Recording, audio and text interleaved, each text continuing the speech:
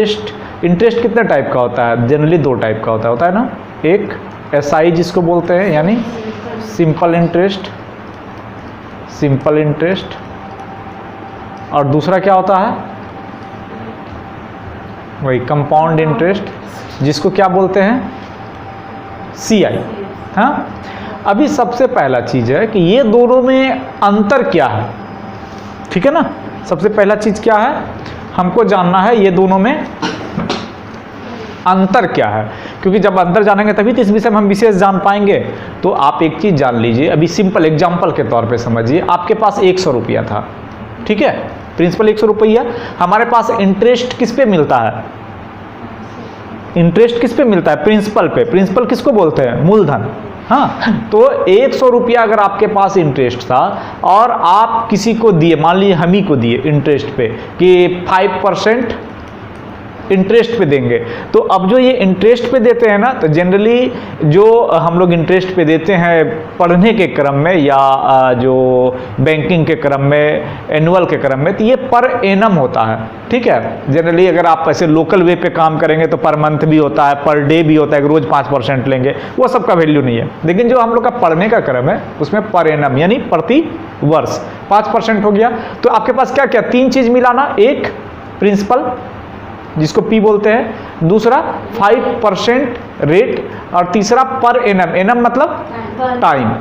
तो हमारे पास तीन चीज है ना। सिंपल इंटरेस्ट में क्या होगा कि कितनों साल बाद दीजिए, पहला ईयर, फर्स्ट ईयर, 100 रुपया दिए, इसका इंटरेस्ट कितना देना पड़ेगा? 5 रुपीज, यानी कितना दिए? 105। अब अगला साल मेरा पैसा 105 हो गया, लेकिन इंटरेस्ट जो देंगे वो 5 ही देंगे। किस पर देंगे? जो पैसा मूलधन प्रिंसिपल हम दिए थे 100 रुपया, उसी पे देंगे। यानी अगला साल भी 5 रुपया मिलेगा, तो 105 + 5 110 हो जाएगा। तीसरा साल की अगर बात करें तो 110 रुपया है, इस पे अगर हम 5% देंगे तो फिर 110 पे नहीं देंगे, इंटरेस्ट किस पे देंगे?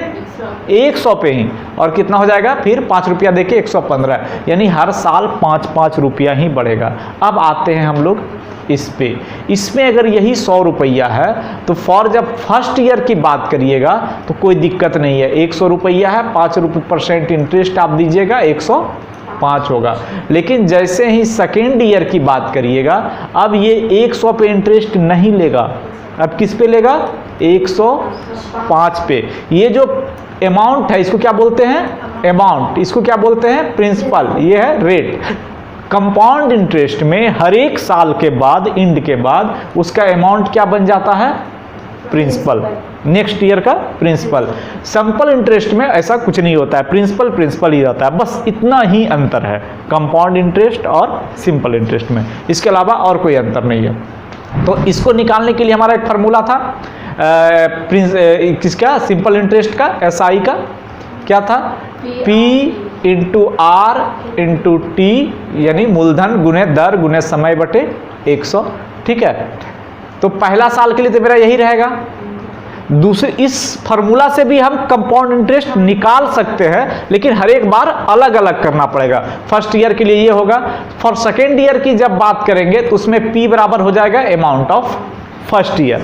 सेम यहाँ P के जगह A पुट कर देंगे और हम सेकेंड ईयर में निकाल सकते हैं। थर्ड ईयर में फिर अमाउंट ऑफ P प्रिंसिपल हो जाएगा अमाउंट ऑफ सेकेंड ईयर। अगर हम P ऑफ थर्ड ईयर की बात करें तो क्या हो जाएगा? Amount of second year. तो इसको लेके हम निकाल सकते हैं, लेकिन इसको निकालने की जरूरत नहीं है, उसके लिए हमको एक स्पेशल फार्मूला दिया हुआ है, ठीक है। चलिए अब डायरेक्ट फार्मूला पे चलते हैं। कंपाउंड इंटरेस्ट, अब अगर हम बात करें कंपाउंड इंटरेस्ट में, तो अभी आपको बताया कि हमारे पास क्या क्या चीजें होंगे। पहले P यानी कि प्रिंसिपल, हाँ, फिर दूसरा R रेट पर एनम भी हो सकता है या हाफ ईयरली भी हो सकता है, ठीक है, वो दिया रहेगा जैसा भी है। टाइम, इसको कहीं कहीं एन से भी डिनोट करता है, ध्यान रखिएगा। टी जो है ना, ये टी के जगह एन भी डिनोट करेगा, दिस इज ओनली टाइम। और ये क्या होता है? ए अमाउंट, ठीक है। और CI से क्या बोलते हैं? कंपाउंड इंटरेस्ट, ठीक है। तो अमाउंट इज इक्वल टू क्या होगा? P + CI, जैसा सिंपल इंटरेस्ट में था, amount is equal to P plus SI। अब अगर हम यहाँ पे बात करें, अगर हम इसका फॉर्मूला लिखें तो अमाउंट का फॉर्मूला क्या होता है, principal into 1 plus rate by 100 पर पावर n या t, जो भी कहिए, ये हो जाएगा। ठीक है, अब अगर हमको क्या निकालना है, CI, तो CI इज इक्वल टू क्या हो जाएगा, अगर हम यहाँ से लेके चले तो CI इज इक्वल टू क्या हो जाएगा, अमाउंट माइनस प्रिंसिपल। तो यहाँ पर जो अमाउंट था हमारा क्या था, principal into 1 plus rate by 100 पर n और माइनस p, 2 p आ गया। तो यहाँ भी p है, यहाँ भी p है। अब हम क्या करेंगे, p को कॉमन ले लेंगे, तो क्या बच जाएगा, पूरा फुल कॉमन, तो क्या बच जाएगा इसमें, 1 प्लस बाय 100 पर पावर n और minus 1। This is the formula of compound interest. Okay, यानी आप 2 तरीके से निकाल सकते हैं, या तो डायरेक्ट ये फॉर्मूला डाल दीजिए, या नहीं तो ये अमाउंट निकाल के अमाउंट माइनस प्रिंसिपल कर दीजिए। ठीक है, 2 चीजें। तीसरा चीज ध्यान रखना है कि ये जो इंटरेस्ट है, कंपाउंड इंटरेस्ट में 2 चीज काम आते हैं, एक इंक्रीज भी करता है, दूसरा डिक्रीज भी करता है। इसको वैल्यू ऑफ डिप्रिसिएशन बोलते हैं, कि किस रेट से घट रहा है। जहां पर वो घटेगा वहां पर क्या हो जाएगा, अगर रेट जो है वो डिप्रिसिएशन हो, यानी घट रहा हो, डिक्रीज कर रहा हो, तो हम रेट को क्या लेते हैं, यहाँ पे माइनस में सिर्फ कर देंगे। Amount is equal to P into 1 minus R बटे 100 पर पावर n। ठीक है, ये चीज है। इसीलिए जब हम फार्मूला यहाँ पे लिखते हैं अमाउंट का कंपाउंड इंटरेस्ट में, तो यहाँ पे हम कर देते हैं P1 plus minus. Plus minus का मतलब, जब रेट प्लस में रहेगा तो प्लस यूज करेंगे, जब रेट माइनस में रहेगा तो माइनस में यूज करेंगे। ये 2 चीज अगर आप दिमाग में रख लेते हैं तो कंपाउंड इंटरेस्ट का पूरा आप बना सकते हैं। ठीक है, अब अगर हम बात करते हैं कि कंपाउंड इंटरेस्ट भाया सिंपल इंटरेस्ट का फार्मूला से अगर हमको निकालना है, वो अगर डायरेक्ट निकालना है तो उस फार्मूला का यूज करेंगे। तो आपको सिंपल इंटरेस्ट का फार्मूला मालूम है, simple interest is equal to principal rate time by 100। इससे क्या निकल जाएगा आपका, सिंपल इंटरेस्ट। और अमाउंट इज इक्वल टू क्या हो जाएगा, SI प्लस P। ठीक है, अभी आपको एग्जाम्पल के तौर पे समझ लीजिए, एक एग्जाम्पल लेते हैं। आपके पास P दिया हुआ है RS 1000। ठीक है, रेट बोल रहा है 5% पर एनम, टाइम दिया हुआ है फॉर 3 इयर्स। बोल रहा है calculate compound interest after 3 years. ये चीज निकालना है।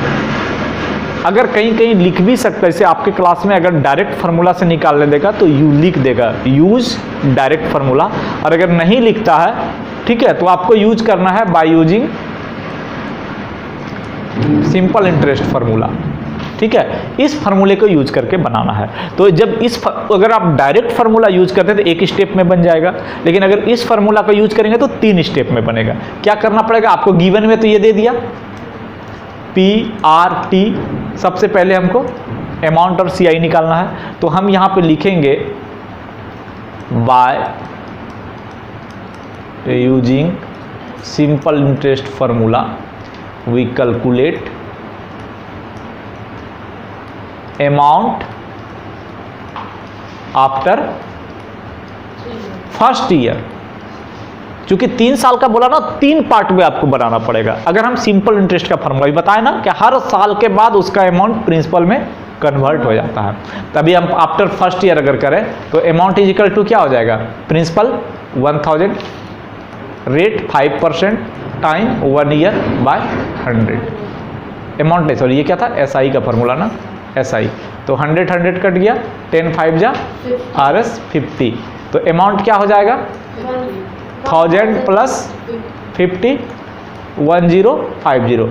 ये जो अमाउंट निकला, अब यहाँ पे लिखेंगे principal for second year is amount after first year.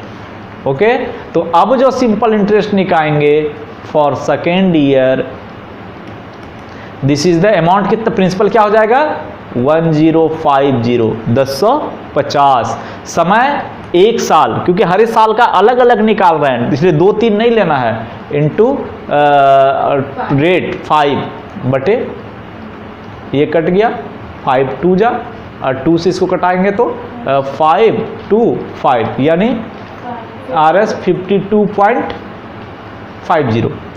अब जो निकलेगा आपका amount for principal for third year, that is the amount after second year.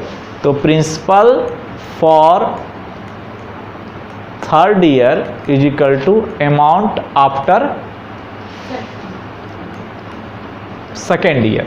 इसको निकालने के लिए हम क्या करेंगे फिर, same SI is equal to P। अब P आपका क्या हो जाएगा 1050 पहले था और ये 5250 जुटेगा, यानी ये इक्वल टू कितना होगा 1050 प्लस 52.5 यानी 1102.5, 1102.5 ये निकल गया प्रिंसिपल। रेट तो वही 5% टाइम 1 ईयर बाय 100, तो 2 जीरो से कटाएंगे आप तो यहाँ पे पॉइंट हो जाएगा 11.025, मल्टीप्लाई 5 कर दीजिए तो कितना आ जाएगा 5 5 जा 25, 5 2 जा 10 2 12, बच गया 1, 5 0 0 1.515 है 55.125। तो टोटल जो आपका अब निकल जाएगा आफ्टर 3 इयर्स कंपाउंड इंटरेस्ट क्या रहा और अमाउंट क्या निकला, तो आफ्टर 3 इयर्स अमाउंट क्या हो गया, दिस इज द 1157.625। तो कंपाउंड इंटरेस्ट कितना निकल गया, इसमें माइनस कर दीजिएगा कितना 1000 ना, जो प्रिंसिपल था 157.62, यही आएगा क्या, पक्का कोई दिक्कत नहीं। ये जो आप लोग पहले पढ़े थे आज भी वही है।